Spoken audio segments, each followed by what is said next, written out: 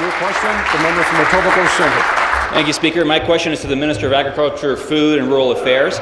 Minister, as you may know, I don't come from a community with a large agri-food sector, but I know that my constituents understand the importance of the agri-food sector to our economy, and they benefit from it every single day as they purchase the wonderful foods that our agri-food sector produces.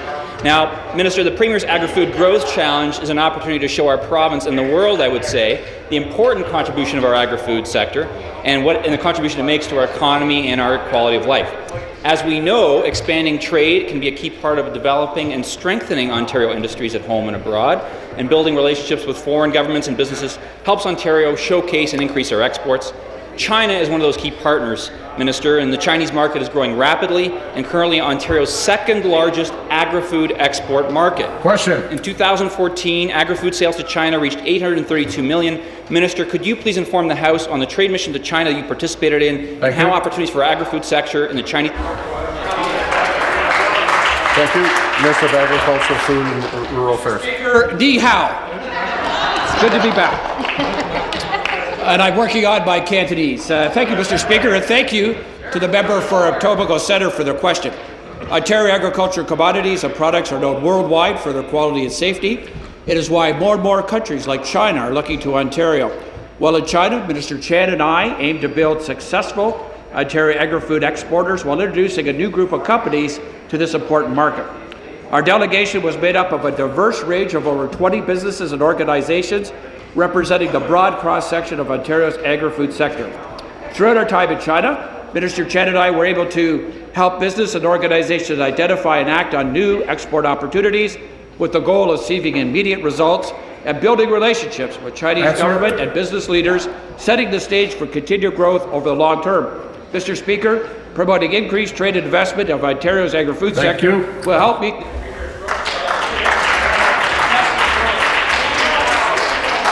Supplementary.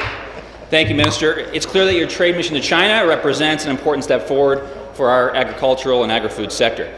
I know that during your time there, or I understand at least, that you and Minister Chan and the delegates were able to promote trade opportunities in Ontario to over 300 Chinese agri-food companies and government officials who participated in seminars, roundtables, and other meetings of the like.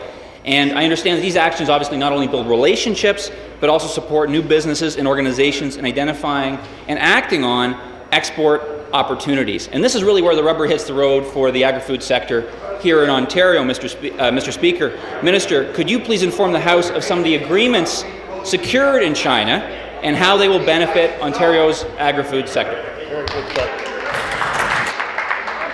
Minister. Mr. Speaker, I want to thank the supplementary from my good friend, the member from Etobicoke Centre.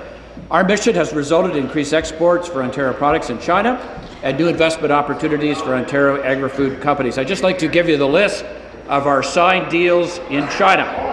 A new deal that will see $2 million worth of Ontario maple syrup heading to China, doubling our annual maple syrup exports. Both Papillary and Vineland Estates have reached new agreements that will bring more Ontario ice wine to China. The investment will establish a new vineyard and a new winery in Niagara-on-the-Lake.